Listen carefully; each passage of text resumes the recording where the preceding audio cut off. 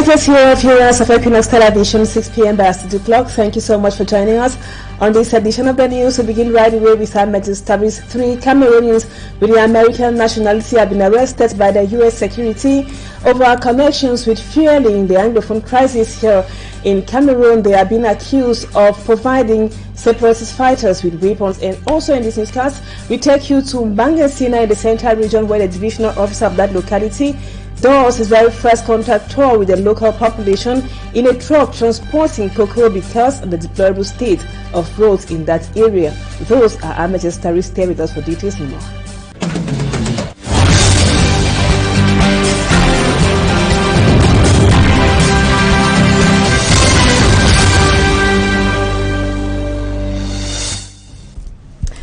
Welcome back, viewers. We begin this edition of the news with this human interest story in Ezeka, where at least 13 shops are said to have been razed by fire at the Ezeka main market. The traders say they have incurred enormous material damage. The actual cause of the fire incident is still unclear, but they say it started from an exploded gas bottle. Let's now have more with our staff lady, Immaculate Fogwe.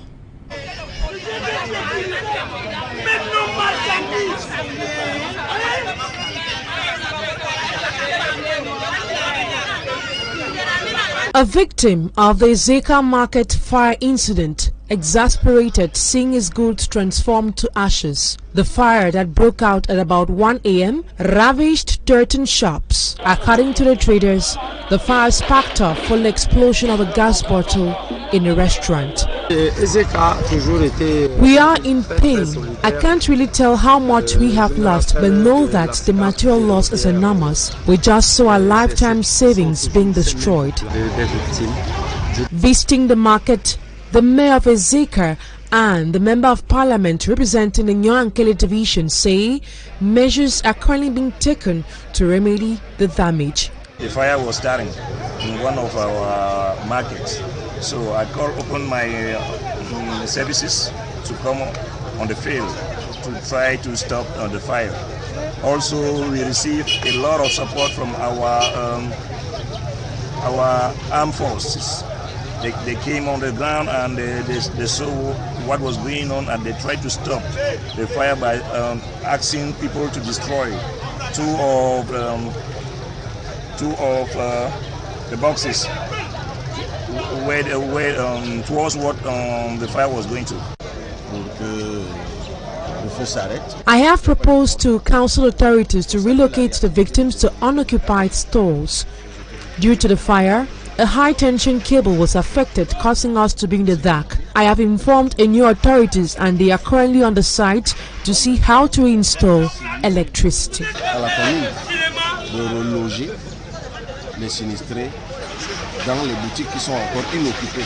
The victims hope receiving government's aid within the shortest time possible. I will now take you to Bangasina in the central region of the country. Told you in the headlines that the divisional officer for that locality in his very first contact tour makes use of a cocoa transporting truck to meet the local population of Bangasina because of the bad state of roads in that area. Besides the bad state of roads, the local population used the opportunity of the DO's visit to complain about insufficient teachers in schools in Bangasina and also the complaints about the lack of social amenities. Let's now have more with For Me Armstrong Sander. The divisional officer from Bangasina, a locality in the central region of Cameroon, making his first contact tour of his area of jurisdiction on board a truck. Jean-Faustin Bengondo is visiting Banka and Mete villages where the road network is deplorable and only accessible by cocoa transporting trucks. Video and his entourage had to continue parts of the journey on foot with numerous stops. The villagers of Mete used the opportunity to express the problem of insufficient social amenities in the area. It is difficult for them to transport their agricultural products from the farms to the market. L'école, nous l'avions créée, je l'ai créée depuis la création. Since the creation of a school here, there hasn't been a building offered by the state. We already have 500 students and the teachers are paid by us. Aujourd'hui, nous avons un effectif en moyenne de 500 élèves encadrés par nos propres moyens. Parlant d'eau potable. Talking about water, it is another problem. No water points here in the village. During the dry season like now, it's worse. Wells are all dry. Ça sèche. The youths have all become drug addicts, smoking marijuana. La consommation de chanvre indien. At the end of his visit, the divisional officer from Bangasina promised to ensure the effectiveness of decentralization and also to forward the people's plight and worries to his hierarchy.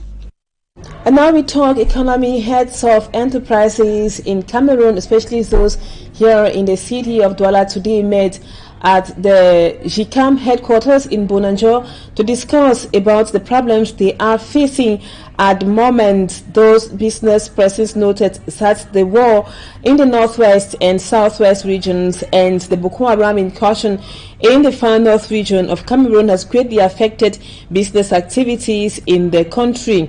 Negatively, the business persons came together. They met at GICAM to brainstorm on a way forward.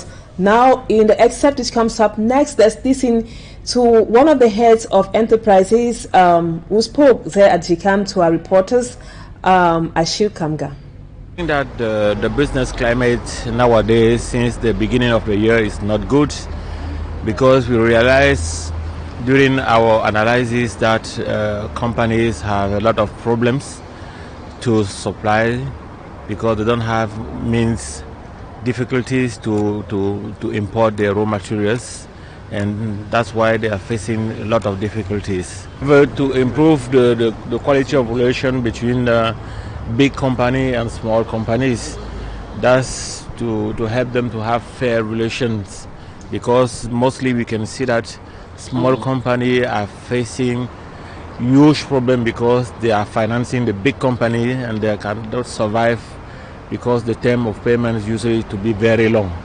It's a reality that companies have problems and they have to help them to improve, because any company cannot run and lose money every time. So if the government don't help those companies, they cannot continue their activities in the next years. And now we told you on the headlines, viewers, 3 Cameroonians with American nationality have been arrested by the U.S. Justice Department and presented to judges over claims that they are fueling or they fueled the Anglophone crisis in the northwest and southwest regions of Cameroon. They are being accused, among others, of providing the separatist fighters with weapons. Let's now have more about the arrest of those Cameroonian Americans in the US of A with a staffman Innocent Aze. The 3 Cameroonian Americans indicted by the U.S. Justice Department for raising funds to sponsor separatist fighters in Anglophone Cameroon are Claude Chi, 40 years, Francis Chenui, 49, and La Nestor Langmi, 46. In a Justice Department statement released on Monday, November 28, the trio allegedly solicited and raised funds for supplies, weapons, and explosive materials to be used in attacks against the Cameroonian government's personnel and security forces. The statement said more than $350,000 was raised by the defendants through voluntary donations. They are also accused of conspiring with others to kidnap civilians in Cameroon and hold them for ransom. The U.S. Justice Department added, in some instances, U.S. citizens were extorted for ransom payment to secure the release of their kidnapped relatives living in Cameroon. These ransom payments were then transferred to separatist fighters to fund their operations.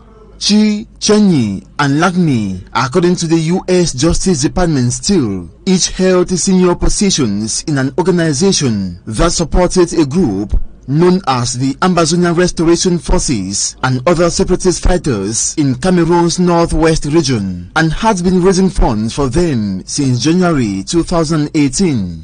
According to the 4-count indictment, the trio authored a document that included a list of expenditures related to improvised explosive devices, firearms, and ammunition. Other expenditures highlighted included funds related to the kidnapping of late Cardinal Christian Tumi and of the Fononso His Royal Majesty Sem Binglo II on November 5, 2020. If convicted, the defendants face a maximum statutory penalty of up to 15 years in prison for the material support charges, up to 3 years in prison for receiving money from a ransom demand charge, and up to 20 years in prison for the money laundering conspiracy charge.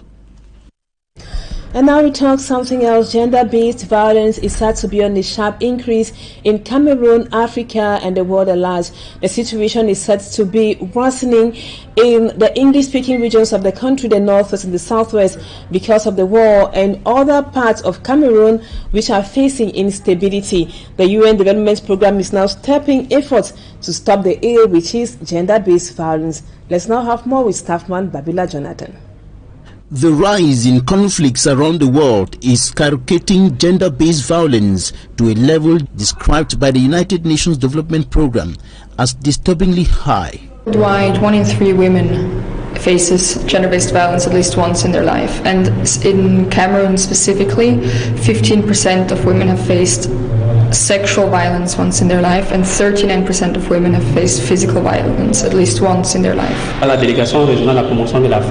the Littoral Regional Delegation of the Ministry of Women's Empowerment and the Family, about 30 gender-based violence cases were recorded just last month. That shows that the situation is worsening. In Cameroon, besides the impact of the COVID-19, the 6-year-long armed conflict in the northwest and southwest regions has increased the vulnerability of hundreds of thousands of women and girls forced out of their homes to Douala and other parts of the country. Due to their status, economic status, and their difficult situation in general, they have a particular vulnerability and particular difficulty accessing support. In the host communities, you will see 8 people living in a room, 12 persons living in a 2-room house, and all of them are jobless. The United Nations Development Programme has assembled public and private stakeholders in Douala to find a way to stop the rising trend of violation and abuse of rights of women and girls. The first objective of the workshop is to sensitize both the internally displaced persons, women and girls, but also the community leaders with which we work on the issues relating to gender-based violence. And then the second part that we wish to do is to discuss with the people present what concrete actions we can take to improve the situation. We worked with all the associations helping displaced persons. Gender-based violence experts are urging victims and survivors to get information on the different psychological, psychosocial, healthcare, judicial and security services available for them, and to speak out for their rights. And now we move on to this advertorial. The American Dietech Institute is one of the best bilingual professional